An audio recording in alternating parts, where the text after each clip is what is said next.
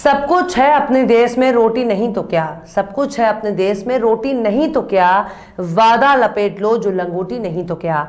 सलाम, नमस्ते, सत श्री अकाल। मैं हूं आपके साथ हर्षिता मिश्रा और आप देख रहे हैं टाइम्स मेल। तो आखिरकार बुलडोजर वाले बाबा जी का बुलडोजर फेल हो ही गया। अब उनकी बोली, अब उनकी भाषा, उनके नखरे, उनके जलवे और उनके व्याकरण बदलने लगे हैं। उत्तर प्रदेश में 5 साल तक सरकार चलाने में अल्पसंख्यकों, खासकर मुसलमानों को निशाने पर रखने वाले आदित्यनाथ का चेहरा मुरझा गया है। अब उनके सुर बदलने लगे हैं। आदित्यनाथ चिल्ला रहे हैं कि I love Muslim, I love Muslim, I love Muslim. BJP के परम प्रतापी नेता यानी आदित्यनाथ की भाषा पूरी तरह से बदलने लगी है। अब उनको मुसलमानों से प्यार हो गया है।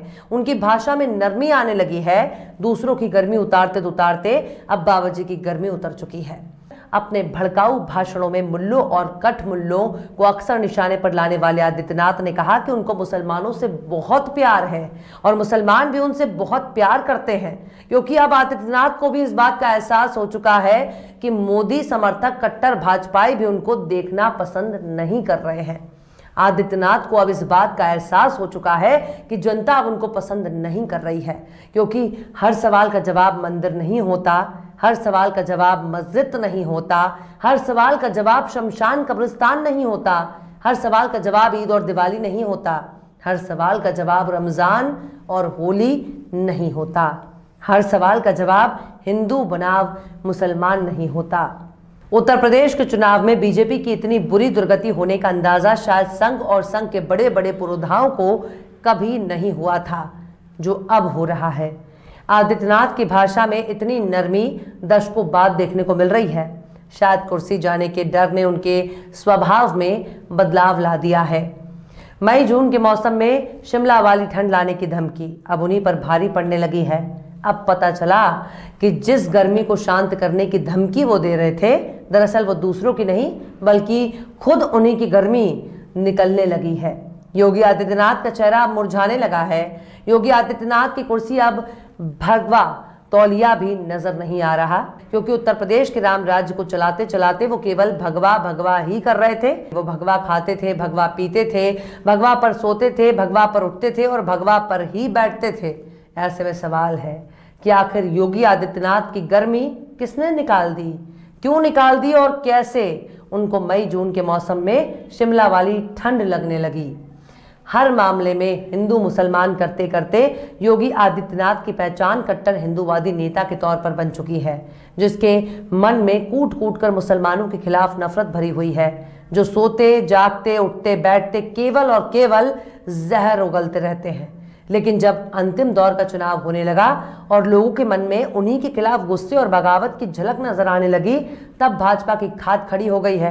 क्योंकि उत्तर प्रदेश से अगर बीजेपी का सफाया हो गया तो समझो केंद्र से नरेंद्र मोदी की कुर्सी भी खतरे में आ जाएगी। अगर उत्तर प्रदेश में बीजेपी का सुपड़ा साफ हो जाता है तो 2024 में केंद्र के नरेंद्र मोदी सरकार घुटनों पर आ जाएगी। उत्तर प्रदेश में बीजेपी को अगर हार मिलती है तो उसकी दुर्गति का सबसे बड़ा जिम्मेदार अगर किसी शख्स को माना जाएगा तो वो है आदित्यनाथ। आदित्यनाथ की जहरीली सोच और उनके भड़काऊ भाषण पर भले ही चुनाव आयोग खामोश हो, भले ही देश की अदालतें खामोश हो, लेकिन जनता की अदालत में योगी आदित्यनाथ कटघरे में नजर आ रहे हैं। आदित्यनाथ को अब समझ में आ चुका है कि दूसरों की गर्मी निकालते निकालते अब उनकी गर्मी निकल चुकी है। दूसरों के घरों पर बुलडोजर चलाते चलाते अब बीजेपी पर ही बुलडोजर चलने वाला है। दूसरों को निशाना बनाते बनाते अब वो खुद ही जनता के निशाने पर आ चुके हैं। संघ के खान से छाट कर बीजेपी ने जिस नायाब नगीने को देश के सबसे बड़े सूबे का मुख्यमंत्री बनाया था, उस नगीने के चक्कर में बीजेपी की धोती खुलने वाली है। और सिर्फ धोती ही नहीं, यहाँ यूपी में तो भाजपा का पूरा लंगोट ही खुलने वाला है, क्योंकि जनता जब वोट देती है उसके बदले जनता आपसे उम्मीद भी लगाती है। हर वक्त हिंदू हिंदू और मुसलमान मुसलमान काम नहीं आता, बल्कि आपको अपने काम को दिखाना पड़ता है कि आपने जनता के लिए क्या किया। जो ना रोटी दे सके, न मकान दे सके, न रोजगार दे सके, उनके साथ भला क्या होना चाहिए। बेरोजगारों की पीठ पर लाठी डंडे बरसाने का काम अखिलेश और राहुल गांधी ने नहीं किया। हाथरस में एक दलित बेटी को आधी रात में जला देने की घटना मायावती की सरकार में नहीं की, बल्कि आदित्यनाथ के रामराज में किया गया। योगी आदित्यनाथ की सरकार में इंसाफ का मतलब सिर्फ और सिर्फ झुंझुना बन चुका है। खास मजहब को बात बात में निशाना बनाना अब आदित्यनाथ की आदत बन चुकी है, जो अब पूरी बीजेपी और केंद्र की नरेंद्र मोदी सरकार को महंगा पड़ता नजर आ रहा है। वरना हमारे मोदी बाबू ऐसे ही बनारस में पहुंचकर डमरू ना बजा रहे होते, बिना चूने का पान ना खा रहे होते, पप्पू चाय की दुकान पर चाय ना पी रहे होते और भाजपा को जिताने की अपील ना कर रहे होते। बीजेपी को इस बात का एहसास हो चुका है कि 10 तारीख को शायद एक बड़ी सुनामी आ सकती है और जनता की तरफ से जो सुनामी आएगी उस सुनामी में आरएसएस और बीजेपी का कुर्ता ही नहीं धोती भी फट जाएगी। खुद योगी आदित्यनाथ को इस बात का एहसास हो चुका है कि धोती तो फटेगी सो फटेगी, लेकिन अब अपना लंगोट बचा लिया जाए वही बहुत है। यानी कुर्ता, धोती, कच्छा और लंगोट भी उत्तर प्रदेश वाले नोच नोच कर फाड़ देंगे। इलाहाबाद के छात्रों पर योगी आदित्यनाथ ने लाठी डंडे बरसाए थे और उनकी पीठ फाड़ी थी। अब वही इलाहाबाद के बच्चे जब ट्रेन पकड़ने के लिए रेलवे स्टेशन पहुंचे तो उनका हुजूम देखकर अच्छे अच्छों का माथा ठनक गया। सबको समझ में आ गया कि ये कोई ऐसी वैसी भीड़ नहीं है, ये उन बेरोजगारों की भीड़ है जो आधा पेट खाते हैं, एक टाइम भूखा रहते हैं और 18-18 घंटे पढ़ाई करते हैं। और अब अगर अपने जेब से पैसा खर्च करके वापस अपने घरों को लौट रहे हैं तो ये बीजेपी के फूल को धक्का देकर कीचड़ में पहुंचा देंगे। दिल्ली तक इस बात की चर्चा है कि पूर्वांचल के लोग हर तरह के गुस्साए सांड को शांत करने में माहिर हैं। हमने तो ये भी सुना है कि पूर्वांचल वाले अगर किसी को सबक सिखाने की ठान लेते हैं तो वो धोती, कच्छा और लंगोट बचाना तो बहुत दूर की बात है, अगर नेताओं की चमड़ी बच जाए वही बहुत है। भले ही बीजेपी ने देश बेच दिया हो, मोदी ने रेल बेच दिया हो, लेकिन पूर्वांचल वाले जब बेचने पर तुलाते हैं तो अच्छे अच्छों को कौड़ियों के भाव में बेच देते हैं। और इस बार तो बकायदा भाजपा की शाख और योगी की इज्जत ही नीलाम होती नजर आ रही है। आखिर क्यों भाजपा को सताने लगा हार का डर? आखिर क्यों बीजेपी की नींद हो गई हराम? आखिर क्यों बदल गई योगी आदित्यनाथ की भाषा? आखिर क्यों उतर गई आदित्यनाथ की गर्मी? आखिर क्यों उन्हें होने लगा मुसलमानों से प्यार?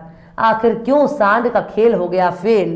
बताएंगे आपको और भी बहुत कुछ, लेकिन आप अगर हमारे चैनल पर नए हैं और पहली बार हमारी वीडियो को देख रहे हैं तो आप हमारे चैनल टाइम्स मेल को सब्सक्राइब कर लें, वीडियो को लाइक कर दें और बेल आइकन का नोटिफिकेशन बटन भी प्रेस कर दें ताकि बिना देरी हमारी हर खबर आपको मिलती रहे। लौटते हैं आप खबर की तरफ। उत्तर प्रदेश में सोमवार को 7वें और अंतिम चरण के लिए मतदान के बीच सूबे के मुख्यमंत्री योगी आदित्यनाथ का एक बड़ा बयान सामने आता है। आदित्यनाथ ने कहा कि मुसलमान उनसे प्यार करते हैं और वो भी मुसलमान से प्यार करते हैं। चुनाव के दौरान 80 बनाम 20 का बयान देकर आदित्यनाथ सवालों से घिर गए थे। अब इस बयान को लेकर चुनाव प्रचार के दौरान विपक्षी दल बार बार आदित्यनाथ पर ध्रुवीकरण की सियासत करने का इल्जाम लगा चुके थे। आदित्यनाथ ने पिछले दिनों एक इंटरव्यू के दौरान कहा था कि मुसलमानों से मेरा रिश्ता वही है जो उनका मुझसे है। एक और इंटरव्यू में जब इस बयान के मायने पूछे गए तो सीएम योगी ने कहा कि मुझसे उनका जैसा व्यवहार है मेरा उनके साथ वही व्यवहार है। वो मुझसे प्यार करते हैं और मैं उनसे प्यार करता हूं। गज़वा-ए हिंद को लेकर आदित्यनाथ ने कहा, मैं फिर से अपनी बात दोहरा रहा हूं, गज़वा-ए हिंद का सपना कयामत के दिन तक पूरा नहीं होगा।